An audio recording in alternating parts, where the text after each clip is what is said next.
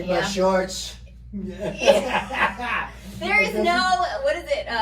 There's no dress code here. Okay. So you're good. But you're like fabulous. Well, thank you. But these are actually the new T-shirts that are going to be launching tonight. Nice.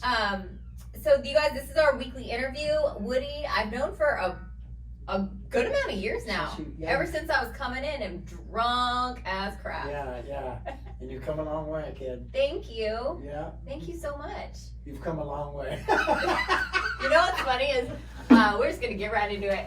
It's so funny. I love hearing that because it's such a good reminder of where I was at. And I think you were the one that told me, and I needed to hear it that day. You were like, man, when you thought I was, you tell the story. Tell me, you thought I was someone else. And then I stood up and shared. Oh, yeah, I thought you had time. And I had no solution. I thought you had time. And I was like, oh, yeah, she's that one girl that has, you looked at the one girl I knew from the other meeting, and I was like, oh, yeah, she has a bunch of time. And you shared, and I was like, ooh, that's not her. That's definitely not her. You're like, I don't remember what you said, probably I just got out of rehab. Laughing. I was like, whoa. Yeah, okay. probably I just got out of rehab. My life's shit. Like playing victim role times 10. Like it's It's all funny. your fault. I know. But I want to, and this is what it's so cool about this channel is like, I mean, I know you, but like I don't know your background, your story, like what. By the way, you just celebrated 21 years of sobriety? Yeah. Dude, that's awesome. I'm living proof it has nothing to do with common sense. Cheers to that, dude. Okay. I look like the newcomer most of my sobriety. I love that. Tell me about your story. Like when you were. I grew up in a little town called Norwalk, California. Norwalk? Norwalk. Oh, right here. Yeah, a little hood. Okay. Predominantly Mexican. A great little neighborhood, man. It was Friday nights, lower middle class. Mm-hmm. I'd go to my friend's house, I remember, and my family's super redneck. Like, we're super farmers, dude. Come from the Midwest, Nebraska. Oh, okay. I didn't know that. So we'd have like ham hock and beans. You know what ham hock and beans is? Honestly, it's like sounds familiar, but when you say ham hock, I think of a hammock. You don't know. I don't know. It's a chunk of white pork, and I think it's pork, meat, and it's like boiling white beans, and it looks super gross. And I remember my friend, I'll never forget this, he walked in my house, dude, and he stabbed it with one of our knives. Me and him were in there, and he picked it up, and he goes, ooh, what's this? And you're like, we're gonna eat that. And he always had like beans and tortillas, and I was like, man, I want beans and tortillas. Do you know what I mean? I don't want to be a redneck. I was so embarrassed of who I was. Right. My dad would like listen to country and work on cars and rock and roll. Well, my dad was super cool. My dad was, super cool dude, like to my friends, and worked on cars and race cars. And were either of your parents, did any of them have addiction? My dad. Okay. My dad drank. He drank heavily. Yeah. Okay. And my mom's a saint. My mom's a complete saint, still is. Grew up in Norwalk, When was your first time? What was your first experience with drinking or doing drugs, and what was your thoughts? Riding a BMX bike. I had some dude had given me a container, like a Tupperware container. It was full of homegrown weed. And I remember I rode around with this bunk ass homegrown. You took the container stuff with you? No, he gave me the container. And I taped it to my handlebars. And I just packed my bowls all day, and I'd finally get a high. And I was like, I don't ever want this to leave. It was a summer night. I was smoking weed by myself, my buddies. And I got a little high. Then we smoked some bud and got high. And then what was weird is that I started, I got into punk rock, which was a great thing for me. It was a great outlet for kids with ADHD. And I was drinking and everything was cool. But I never drank heavily. And I got into methamphetamine. I got into methamphetamine in the 80s when it was good. And it was good. Yeah. The shit was rocket fuel. And I remember the feeling is just like, oh my God, I love this. I could focus, and I felt like I could talk to people because I'm so hyper, I am. Yeah. So it gave you that confidence, like. Yeah, and that focus and the stuff I needed, and like it really felt like, so I'm going to punk shows and everything's cool, and I'm dating girls, doing a little meth, and then all of a sudden, dude, I'm not going to punk shows. I'm not dating a girl. My mohawk is grown out and my hair is falling out of my sides because I'm plucking it out of my head. I'm super skinny. I got this green hair. And my family go, hey man, we're going on vacation. You're coming with us. We're going to Nebraska. We can't leave you home. So I go to my family's house in the Midwest. Sounds skeptical. Yeah, it is. It gets skeptical. Oh, it does. And I'll never forget this. You know, my family were like super nice people back there. And they just looked at me like, what a fucking mess. You know, and my dad, my cousin, my dad, and my uncle Terry, and all of them were like, hey, you're gonna stay out here for a while. And I was like, all right. You know, I knew. You knew. You know, and I was super getting picked on in the neighborhood because I was like this, you know, tall, skinny kid. And like, now you were extra skinny. Yeah, extra skinny. And you know, I went there and I discovered something magical. You know, I started like putting on weight and I went through like the meth must have stunted my puberty because, dude, I grew like 6 inches and I got really in good health. So wait, so did you stop doing drugs when you got there? Yeah, Oh. I stopped. I didn't know how to get it there. It was a real small town. There was no meth there when I was there. Okay. Or I didn't know about it. Right. And so it actually worked from taking you, transplanting you, and like you ended up. Then I discovered a good friend of mine. Oh. My cousin brought a bucket full of beer, and we drank it, and I got the effects produced by alcohol. I never liked the taste, but once I got past the taste, that effect. Yep. And I told myself, I go, man, why did I discover this earlier? You know, I had like a moment. And fast forward, you know, I'm there for a while. I get, you know, really good shape. At that time, I was really good shape. And family's not worried about you anymore. No, and you know, I'm there for 6 months. My drinking's escalating. I'm drinking every day now. And in a blackout, I fight my cousin, and I hurt my cousin. And I was never an angry guy, and I got bigger and angrier. The alcohol was like make me someone who I wanted to be, like stick up for myself type guy, you know, liquid courage. And it did. It helped me, you know what I mean, in that way. Just like meth helped me in one area, this helped me in another area, just to be that tough guy I always wanted to be, and or thought I was. And I beat my cousin up, and they kicked me out of there, and they told me I had to go, and I went back home, and I was in really good shape and a lot bigger of a guy in like a year, like 8 months to a year. I dramatically changed. And I came back, and all my friends that were in the meth game were like heavy into it now. And it was like super dark now. It changed in just a year. Do you remember kind of like having that thought like, oh shit, like what happened? No, I was drinking around him and not doing the meth anymore. And that's no fun for tweakers because we're fucking assholes. I want to wrestle and they want to work on a VCR. Right. Do you know what I mean? They're like, 24 hey hours. dude, I'm working on this VCR, bro. Hold on, it's really important. Do you know what I mean? Yeah. I'm painting my living room at 3 a.m. and I'm like, shut up. Come back in 24 hours because I will be locked into this project. Yeah. So I want to wrestle and like fight and drink. And then one night I did a line of speed again under the influence of alcohol, and the balance just, oh my God. And then I was angry and super dangerous. And then I became this like really dangerous guy to be around. And then I got this girl pregnant, and I'm fighting with these guys in the neighborhood. And some guys jumped me in front of my house and were beating me with hammers in front of my dad. And crazy stuff. I got stabbed in my front yard. And holy cow. yeah, and you know, I started going to prison, and I started going to jails, and then I started going to prison. So what was the time frame from when you came back from Minnesota and then you started to have these like consequences? About 4 years. Okay. 4 years. Was your family like, you know, your mom here and everyone, were they like, dude, you need help? Or would they say things to you, or were they kind of scared? They were scared. Yeah. They were scared. I was bigger, and dude, that's what's so crazy about this disease. It's like, because I remember my parents called, I was like wasted one night, and I'm obviously not a huge person, but I was so angry and so scary and just so dark in my disease that I had threatened my parents. I mean, I was living under their roof for free, and I think they had told me they were going to take the car away, and I threatened to like hurt them. And I remember my dad came up the stairs, and I actually threw a whole, like a glass vase. He walked down and said he's going to call the cops on me. And I was like, I mean, I remember part of it, but he was walking down. Fucking zero impulse control. And I just chucked this face at him.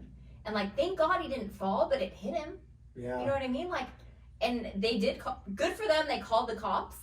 But I think I locked myself in the door and I don't really remember the blackout. But like, when you think of that, it's like, I haven't remembered that in a while. It's like the dark places that it takes us, like we're unaware. We're scary in our disease. Yeah. And it's almost like, dude, I'll say this is that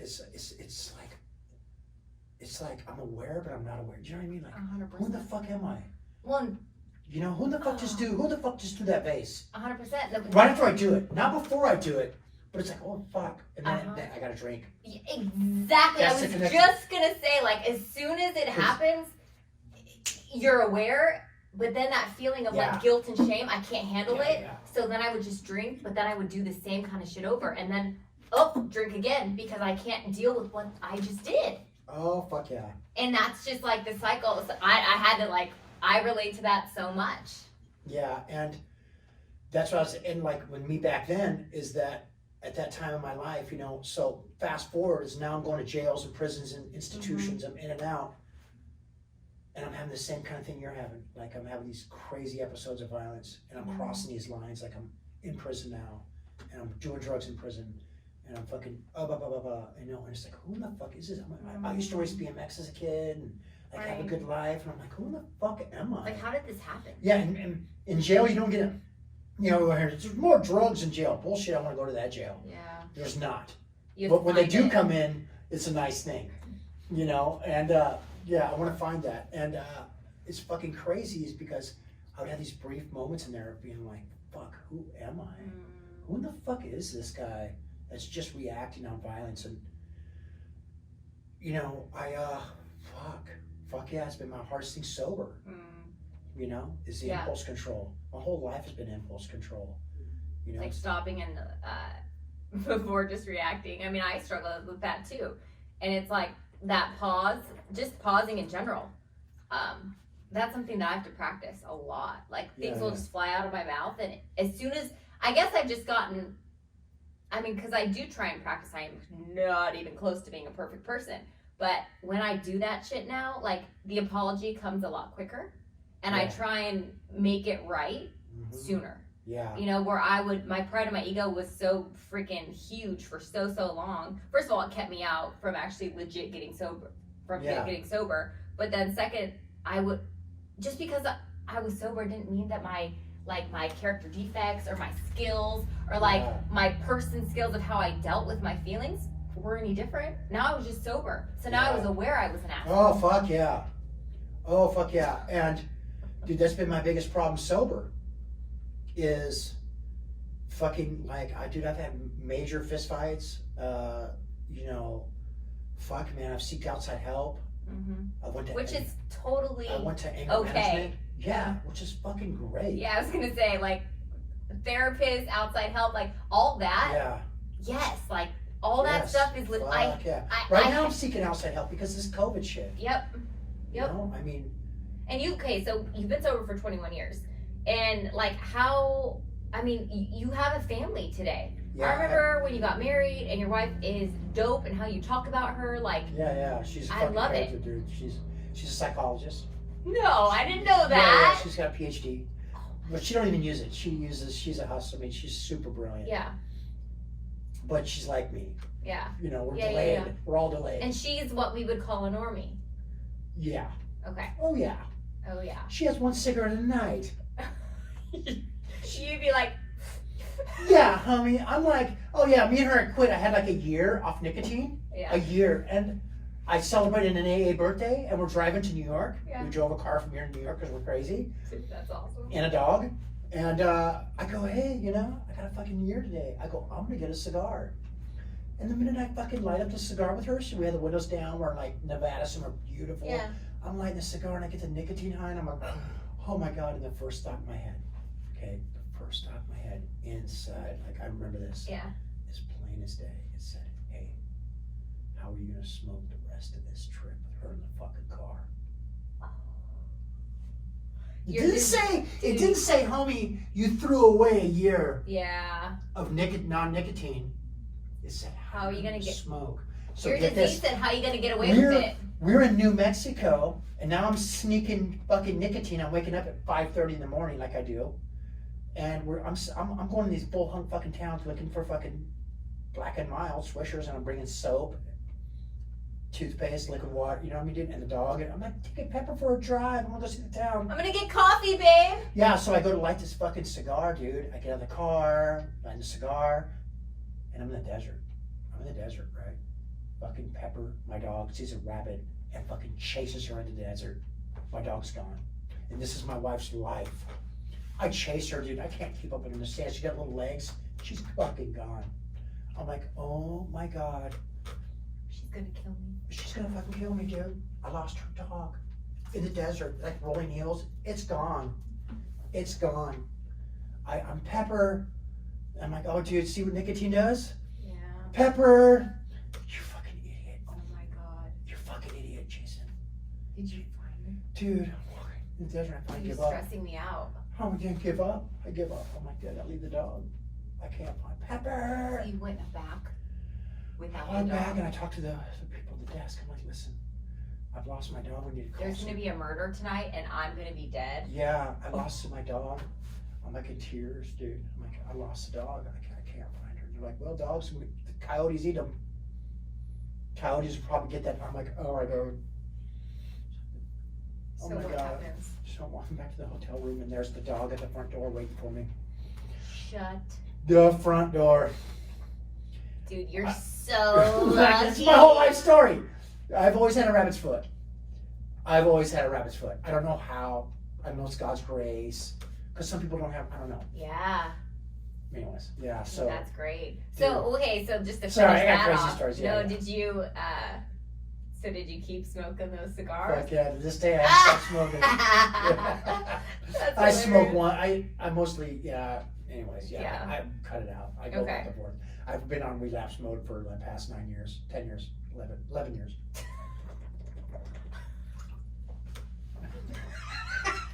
This is called Measy 12. Yeah. We'll round up to 15. Yeah. I mean, fuck it, the whole 21 Got a actually. couple years in between. Yeah. Yeah. So. Oh my gosh. Okay, well, I mean, dude, you have like a family now. I mean, Yeah. from where you were I at have to 2 where boys. Yep, I have please 2 tell daughters me. from a previous relationship. Okay. 2 different women. And I have 2 boys. My daughters are adults. And I have 2 boys. And how, I mean, would you have any of that if you were not sober? My boys, no. And your wife? No. I'd be doing a life sentence. Mm-hmm. And you know that, like in your, yeah.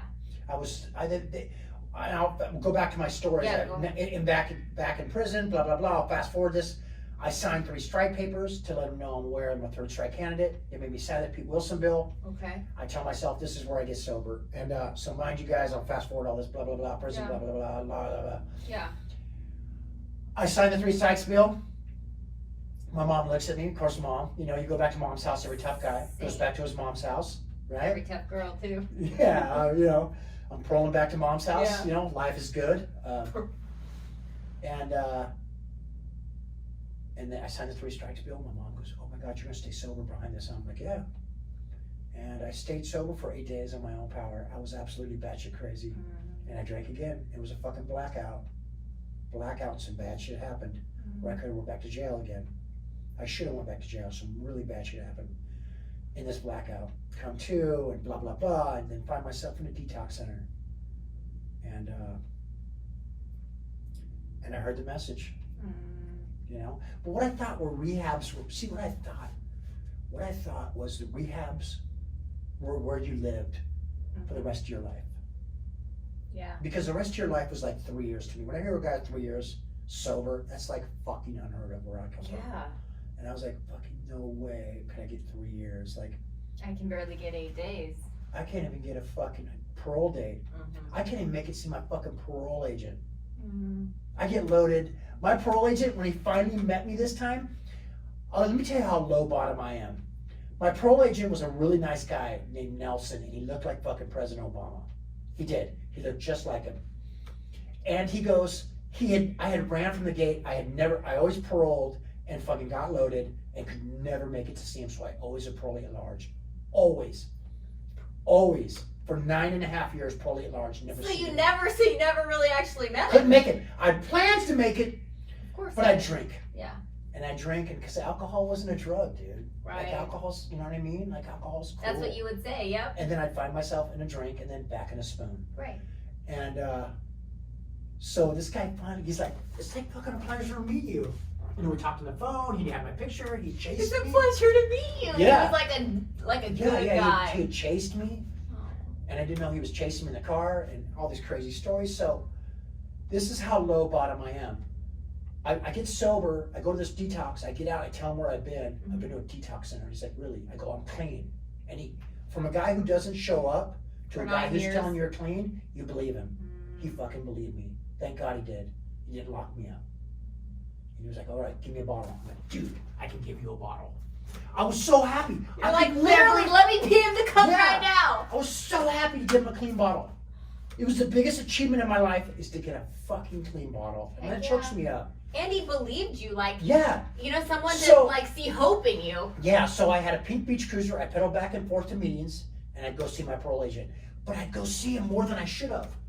And my sponsor was like, yeah, just go see him more than you should. Like, I had this sponsor was kind of like, whatever. And I go, should I go with my parole agents a lot more, or should I show up, or like, you know? And he goes, yeah, because I had nothing to do. I was They're like, hey, I have lunch for us. Yeah. Hey, how was your lunch? I'm back for dinner. Yeah, I was unemployable when I first got sober. Okay, got it. Unemployable. Like, when you say that, what do you mean? Like, couldn't listen to direction, or couldn't show up, or? Fucking all I needed to do was get sober. Yeah, that was first things I was first. a mess. I was a shit mess. I was a fucking hot, like beyond hot mess. Super no impulse control. I was having paranoid delusions. I was sleeping with steak knives from well into 6 months sober. Crazy shit. Okay. I'd been living in a cell for so long. Right. So I had a lot of PTSD, and I didn't know that what it was. Okay. And living with my mom, sleeping with steak knives, going to meetings, and my mom's like, what the fuck? She was like, tripping on this. She's like, I think he's clean. Right. You know, and I would pedal the beach cruiser to the meeting, watch the beach cruiser, make sure no one stole it, listen to the meeting, and I did 3 meetings a day. Wow. When, Morning, noon, and night. how, like, when were you sold? Like, when? I was sold when I got in. Okay. I got the message, and I got the message of clear. And you felt it like, dude, this is where I'm supposed to be. I got up my first meeting, and I said, go get a quart of beer and come back to the meeting. And I said, if I get this quart of beer, I'm fucked. Mm-hmm. If I get this quart of beer, I'm fucked. And I'll say this out loud, is that I was hit by grace. And I was put back in my seat. Man, I relate to that. And the obsession to drink has never been on me ever again since that day. Wow. But the insanity of life was still there, but the obsession to drink was lifted. And I have no explanation why. I prayed and asked God to help me. It was a super spiritual experience. Wow. I never want to drink again. But now, have I wanted to hit people? Yes. Yes. Yes. But yeah. Wow. So yeah. What do you do? What do you do to maintain your sobriety? I mean, I know. I try to help a lot of guys. Yeah. I try to stay on the phone lately with COVID and all this COVID shit. Yeah. I went through a super depression. I lost my job. I was just gonna say, you lost your job. Was it right at the beginning? Because what you yeah, do we lost is our. like I'm a trade show worker. Right. So trade shows. We shoot the first newscast of COVID. They closed the show down. They were like bringing trust down, and like I'm like, what's going on? They're like, dude, some COVID shit. They're talking about some weird COVID shit. This COVID. Well, And you I'm were like, trying. what? We were trying to process. And I'm watching the fucking news. Okay, we're watching the news at work. Yeah. Or we're hearing the news at work, and I'm like, what the fuck is going on? And they're making it sound, the news are hyping this up. You know what I mean? Like it's gonna be a fucking like people are running for toilet paper. Remember that? Yes. What the fuck, dude? And I'm at work, and I'm a super sketchy, and I have a lot of trauma, dude. So I get a fucking hammer, this big ass fucking hammer, and I think it's a match because I'm in a trade show. Right. I've been working for fucking 3 days straight, just going home. I don't know what's going on in the real world. Right. You haven't. So I get this hammer, and I tell my boss, hey man, I'm gonna get you out of here, and I'm gonna go pick up my kids from school. I need to get to my fucking kids. I know he's done. I need to get to my little boy now. Like nothing's gonna stop me. Right. So my tank's full. I'm fucking cutting traffic. Fucking whoa. Getting my little boy. Getting him out of school. I get the hammer on the side of the seat. I'm like, it ain't that bad. Right. And the people aren't tripping. I see some lines. Okay. Right. You know what I'm saying? It's cool. And then I kind of, you know what I mean? And then I like, my job's gone. And I was making some money. I had the unemployment shit and all that. And you just had like, I mean, it was, you had work, and then all of a sudden you have none. None. And then And you have a family to they take gave care us of. that enhancement unemployment thing. Yeah. And that was cool for a while. And then when that stopped, depression set in. Mm-hmm. You know, it was like $450 a week or something Right. unemployment. Like, who would fucking live on that? No, well, especially here. No one. No, zero. I cannot. Zero. And That's my wife, basically your thank God my kids' wife, food. you know, my wife makes decent money, but it's like, dude, you know, I'm like in my room going, you know, I'm a man. Like, I can't fucking ask my wife for fucking gas money. Right. And So what'd you do? I had some jackets from my company. I have a dive company. And I had some jackets we invested in and we couldn't use them. We couldn't silk screen on them because they're Gore-Tex. They're really nice fishing jackets. So I fucking had this box of jackets. And I said, fuck it, I'm gonna sell the jackets. This is weird. And I go, I'm gonna sell the jackets, put a little gas money in my car. Yeah. So I started calling fishermen, hey man, I got these Gore-Tex jackets, they're super nice. These are not cheap jackets, mind you. Mm-hmm. You know, these are, you know, expensive jackets. Yeah. High But I said, quality. listen man, I'll pay, I charge basically what I paid for them. Yeah. But then I charged $20 extra. And guys were like, dude, bring them. But like, hey, I got a fishing trip, I'm gonna be on a boat at 3 a.m. Cool, I'll be at that boat. Yeah. I woke up at 3 a.m. and I drove the jackets down there and sold them out of the back of my car. That was humiliating. That was humiliating. Yeah. But you know, I didn't give a fuck. No. I didn't No, give a because fuck. at the end of the day, you got to do what you got to do, and you had.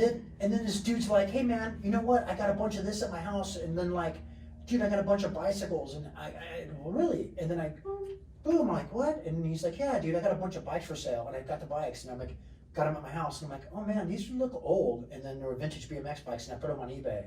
And then I started putting sale on eBay, then I started buying vintage BMX bikes. And you guys know what vintage BMX bikes are. So that stuff's really, then I put a pair of handlebars on and I'm like, for $50 reserve. And they sold for quite a bit more than that. Mm-hmm. Like when it went off, I'm like, oh my God, that's 64 bids.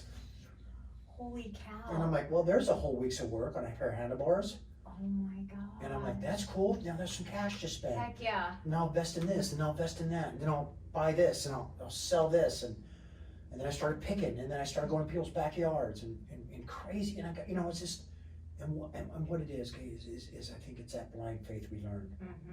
You know, the hustle. Yep. Is, you know, you can either lay down and die, roll over and die, Yep. Which and is ask an your wife for opportunity. $10 for gas, Right. and just sit around the house and mope, or get out and do it. And just be, Dude, like, try this. dude, My you're just buddy, taking action. Like, look at. yeah, my buddy fucking lost his job too. Mhm. He's seen all his neighbors' houses dirty, where the windows were dirty. And he said, hey, I'll wash your guys' windows on the outside of the house, your whole outside perimeter. You know what I mean? Like, I could do this, because he used to do it. In our business, he would put the stickers up at a trade show, clean the windows real nice, and Put their logo or whatever it yeah, is. the windows, Yeah. he's the guy that does that, really clean. So he knows what he's doing. Plus, he has all the crap. Yeah, so he fucking started washing his neighbors' windows. Mm. Oh my God, he's killing it. He does big high rises, he's renting trucks. Shut up. He's on his third truck. He's buying another truck to hire guys, and he started a business out of COVID-19. Yep. He started his own business, and he's killing it. He's killing it. Dude, isn't that, I love hearing that. Isn't that ironic? Because at the Yeah. beginning, like, I was sharing with you, like, what happened with, you know, my plans. They didn't work out. Thank God they didn't. Yeah, you got We wouldn't this. be sitting here today. You know what I mean? Yeah. And it's like that. I feel like getting sober too, that mentality. Once you're sober, you can either just play the victim, lay over and die and Yeah. see what happens, or we can just step into like fear because we have that faith. And like what you talked about earlier, You know like God's grace. That's why I have that faith. Oh yeah, totally. And you know what? I remember I told a guy, an old timer, this fucking gnarly old timer. I go, dude, I'm super bored. And he goes, it's because you're boring. Dude, I feel that. Because you're boring. Wow. And I was like, oh. And he's like, yeah, you kind of suck. I loved him. He got drunk. This guy was super funny. They called him the mayor of Tijuana. He goes, because you're boring. He's a Mexican guy. He had an accent. Because you're boring. Because you suck. He fell asleep on railroad tracks, blacked out, and the train had run off over his leg when he was drunk. So he had his leg amputated. Mhm. They found him, he lived. And this guy's, he's dead, you know. And he said he used to steal water hoses. And he says one time he was stealing these water hoses and he was dragging them down the street. And the cop, he was really smart. He was a really witty guy. Yeah. And he says the cops pulled up to him and go, "Why, Ray, why are you pulling those water hoses?" He looked at him and goes, "You fucking dumbass, you ever tried pushing water hoses?" Like, I love these guys, man. Oh my God. Like, no shit. Like, Ray had the hustle. Yeah, he did. And Ray died a millionaire, sober. Oh wow. He was a hustler. He fucking had hustle. He got out and did Yeah. it. I don't mean hustle and ripping people off. No, just do it Hustling like. people. I mean And hustle. yeah, not hustling people, but Yeah. like, if you have a dream, you want to do something, make it happen, you're gonna do it. Just do it. Just start. But you know the hard part is with people What? looking vulnerable. Oh yeah. You have to look vulnerable. Mm-hmm. You have to be vulnerable. That's so true. You have to fucking put yourself out there. 100%. You have to go ask your neighbors to wash their windows. Yep. You have to go to a fucking fishing. And I'm doing better now on COVID-19 than I did working. Yeah, that's crazy. Yeah, a lot better. Mm-hmm. And Well, and you seem like from at the beginning of this, which was technically only like 4 months ago, yeah, you were in a dark depression, and now, and Yeah. frankly, like, dude, I was right there with you. yeah, And now, like, I feel more free now than I did before that. And Yeah. and I also started to appreciate things, the small things that I wasn't appreciating anymore. hmm Um, I mean, we can get on Facebook right now and give our opinion about COVID-19, or we can go on and just live life. yep. I was gonna like get on Facebook and I'm hearing all these opinions and I'm No, like, thank you. opinion of this, it's not real, it's so real, you know what I mean? And I'm like, yeah, I'm gonna respect it. It's, you know, it's science, and I'm gonna fucking go along with the program, Yeah. wear the mask, and I'm gonna do me though. Yeah. I gotta do me. And I gotta do me on this. I gotta take care of my family. My family comes first. You know what I mean? Yep. My sobriety comes of course first, but Yeah. I mean, I gotta take care of my family, and I gotta take care of my friends. Heck yeah. You know, I love my friends. You guys know my friends. Yep. I love them. They're retarded, but I love them. So I say retarded, is that bad? No, you're fine. Is there anything else that you want to highlight, or? Well, Yeah, I feel like I just got to know you like 20,000 times better. really? Yeah, well, I didn't know like your background. I didn't even know you were from Norwalk, or I didn't know any of that. 650, dog. Yeah, I'm Walk from proud. Long Beach. Yeah, that's right. But you know what the dude's from Long Beach? I'll tell you what about Long Beach. Hmm. Long Beach, I've always loved Long Beach because I always went to Long Beach loaded and sober. And it was always a place I said, man, I could be my home. You were accepted. But yeah, the Long Beach dudes, when I got here 20 something years ago, they loved me. I was like one of them. And I'm from Long Beach now. Right. I love Long Beach. Like I own a home. Hey, I'm from Long Beach because I own a home there. Yeah, exactly. Like, you know what I mean? Like, not because I'm like from the gang. But Right. I own a home from Long Beach. My little boys are going to be related to Long Beach. Heck yeah. I love Long Beach more. I mean, Norwalk, but there's nothing there for me. Right. And when I got to Long Beach, man, if you can't get sober in Long Beach, you can't get sober anywhere. I agree.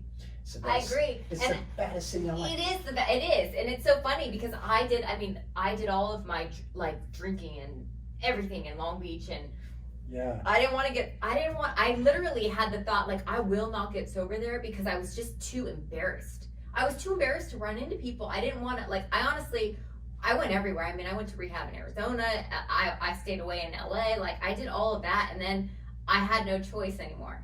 And it was like, well, you have no more, you got nothing. So I remember just Googling online, and I found a rehab in Long Beach, and I called, and I was drinking, I think I was at Rubio's or something, and I went to go get food, but I took a taxi there because my car was taken away, and I was drinking champagne in the taxi, and the intake lady, who we're friends today, she's like, dude, your intake, like, it wasn't your intake, but you called.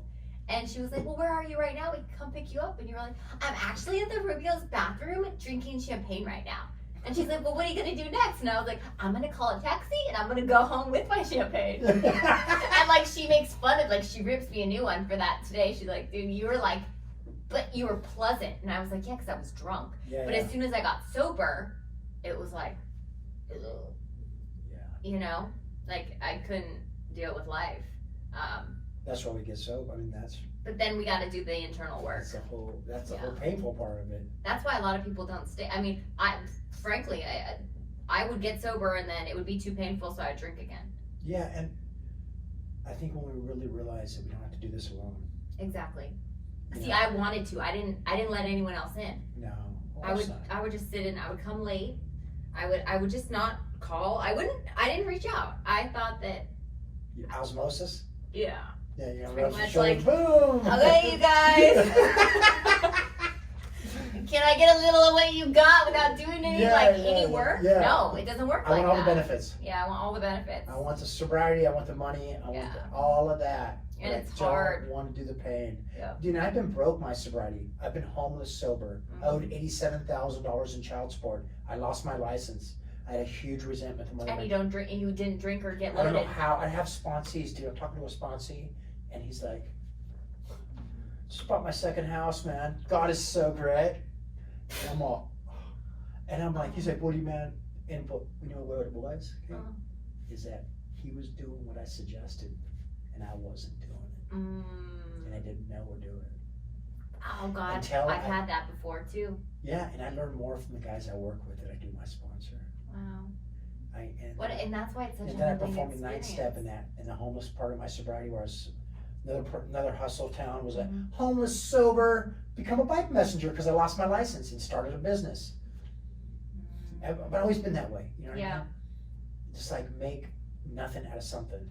Yeah, but you have to be in the right mindset and humble enough to receive that. Like when your sponsee did say, hey man, I bought my house, and you were like, ugh, you obviously looked at that and you had enough perspective to be like, No, then I didn't. oh, now then I you did. Now you do. I'm like, oh, fuck this guy. But then the moment I'm like, I didn't have no perspective. Dude, let's not lie. Right. I'm like, fuck this guy. I hate this guy until I become my sponsor. And then it made me do a 9-step. Huh? But then it made you better. Maybe amends, financial amends. Some I did. I started doing things got great. Yeah. You know? And some magic happened, and the $87,000 in child support. And got my license back, and then got a job, and then got married, met my wife. Fucking all these great things happened. You know what I mean? There's some dark things. There's some, it's it's life. I always have a rock in my shoe. You know, I always have a rock, and by talking to you, I forget about the rock. Yep. You know, and I have a good life. Yeah. Yeah. I mean, it's so funny. By talking to you, I forget about that rock. Like honestly, just having this conversation right now, like you helped me more than you know. Like I mean, you probably feel the same way, but that's why it's so powerful to talk about like real subjects, and like this is so taboo. Like people that don't have somebody in their life, or they don't want to talk about this stuff, and I feel like that's why so many people suffer in silence. So thank you so much for coming today on your Saturday and just having this conversation with me. I really appreciate you. Oh man, anytime. I appreciate you too, and and I hope to God I'm help someone. Yep. You know, that's my job here. Yep. Is to be helpful. A lot of times I forget that, and I think by talking to you, I get reminded. I get reminded of what my purpose is here. It's so easy to forget. 21 years sober, I still forget. And I think a lot of people, it's painful for a lot of men. I know. All I can speak for is men. I can't speak for women. But the men I deal with is being transparent. Being transparent, being vulnerable, because we've all been hurt so much. But men are like, it's fucking boo to be vulnerable as a man. You gotta conquer, you gotta beat, you gotta win. I've gotta beat you somehow. I've gotta be better than you. And like the society, like standard of what a man should be. Oh fuck. Yeah. A lot of us suffer with that. All of us had daddy issues. And you see the big trucks in them. Yeah. 100%. Overcompensation. Yeah. All of us have it. All men do. We're overcompensating in some area. And you're such a good example. But you, especially with how much time you have sober and the fact that you still struggle with it today, it's like, dude, that's it. That's what this is for. Because everyone struggles with it. And so just bringing light to that, like you being transparent and even saying like, dude, tomorrow I might not be able to do it, but the next day I'm going to hopefully be vulnerable again. Like that's what this is about. Yeah. Oh yeah. And like I call it getting butt naked, like in my car. Comfortable. Dude, if I can get in my car, put the Bluetooth on, call my sponsor, roll the windows up, and do that thing called a 10-step. Yeah. Hey dude, this is what's going on. I don't want to tell him. and it's such a bullshit. You know, it's Because how do you feel after? I always have preconceived notions of how the outcome of things will be, and I'm such an egomaniac that I think I know I'm right. Before. Fuck yeah, I know. There's a story. It's a spiritual fucking story. Let's hear it. Okay, you ready? Yeah. Okay, so a dude has a flat tire, lifts the trunk of his car, looks in the trunk, he has a spare tire but doesn't have a jack. He looks way on the road and there's a house with a light on. One house at the end of the road. And he's walking to the road. In his head he's thinking, fuck, this guy's gonna trip out. You know what I mean? I'm gonna knock on his door, it's 6 o'clock at night. If I'm just got off work, fuck, this guy's gonna fucking trip out. Fucking cuss me out, get the fuck out of here, whatever. God, this guy's gonna fucking trip out. So dude gets to the door, right? Knocks. The guy opens the door, hello? The guy goes, fuck your jack! And walks away. You get it? You will. Fuck you, Jack. The preconceived notion of how the outcome will be, and I make it bad at the end. I get it. Now do you get it? Yep. As how I manifest fear in my mind, and when I get to the door to get grace, fuck you, Jack. Because I already know the outcome, dude. And I make the outcome. Yep. And you don't leave room for That'll hit you hard. That'll hit you guys later hard. If you're on the plane where I'm tripping on my head, that fuck your Jack story is the baddest story ever. It has because even talking to my sponsor, I'm like, he's gonna judge. Right. I'm walking to the door, dude. Before you even and I don't even call him. I'm fuck your Jack. Yep. I won't even call him. Sometimes I'll keep it in for a couple weeks. I'm like, okay, God. And then you're just getting so much pain. I'm crawling to the door. Okay, listen. Yeah, please. I did this, and this. I did this and this. Yeah. And I'm about to do it again. You know, and he just, you know, they just love you. Like, I did that. Yep. You know, or I've been through that. Or no, I haven't been through that. Let me call someone that has. Yep. And there's never been say a sponsee calls you. There's never been a time when somebody's told you something that you're like, oh my God. You're like, yeah, dude, me too. Or like it's, you know, but that's that preconceived notion. Oh, yeah. Yeah, I've had sponsees where I've been like, there's been guys I can't help. People don't want to talk about that in the rooms. You're right. It's just sponsees that were on psych meds, heavy psych meds, that were psychotic. I could not help. He fucking attacked me in my house. Dude, stop taking his meds. What the fuck do I know? Yeah, you're not a doctor. Yeah, I told him, I can't sponsor you. I don't understand it. People need to know when to surrender. Some people will keep going. Yeah. And hurt that dude. I don't want to hurt that guy. You know, and there's many ways to. The way we do it is not the only way, dude. Yeah. We don't have a monopoly here. Nope. You know, sorry. No, you're good. But yeah, so that's just my opinion. You know Yeah. what I mean? But that's the truth. Is Yeah. that there's many ways to find your own truth, and many people find many outlets and many different ways. And I found mine. I'm just sticking with it. Yep. You know, that's why guys are like, I want to try this. I want to do that. I'm gonna go fucking do that. Dude, try it. Yeah. Go to Thailand. Go wherever you gotta go. Yeah. Go drink Asawapa, whatever it was. Right. Have a spiritual, your own. Yeah, but a lot of times inside I'm like, go exhaust all methods. So that you know, because Like you I know, did. insane. I did that. I exhausted. I'm gonna go to Arizona. I'm gonna do this. I'm gonna be sober, but I'm gonna smoke weed. Let's see if that works. Nope. Yeah. Didn't work. Brought me to my knees again. Yeah, some guys have left, never came back. Yep. And they just smoke weed forever, and I don't know what their deal is. Yeah. Can you cut that out? Yeah.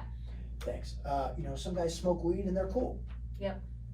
They don't have what I have. When they put a drink down, they don't get squirty. They quit drinking and they're cool. Yeah. And they're normal. Yep.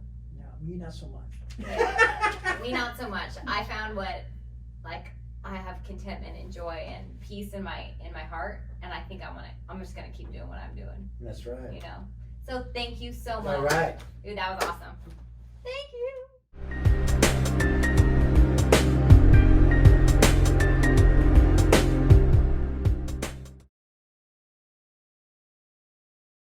Catch me in traffic. That's why I don't have no stickers on my car. Catch me in traffic, homie. Oh yeah, there's fucking pulling on one to fight me. Yeah, nope. I don't do I no know. more because Yeah. I had a horrible situation Yep. 15 years ago where I was like, whoa, whoa, whoa, and now I'm like, surrendered. Go Yeah. ahead. Right. It's not that important. Exactly. And I'm pretty good in traffic now, Yeah. except when I was getting here right now. Dude, that was. Thank you so much. Oh, really? Did I do okay? You did great. Yeah? And there's no like, it's not like you got, there's no like A, B, C, or D. Well, It's just that's the thing. You can't ever fail because you just told your experience, Exactly.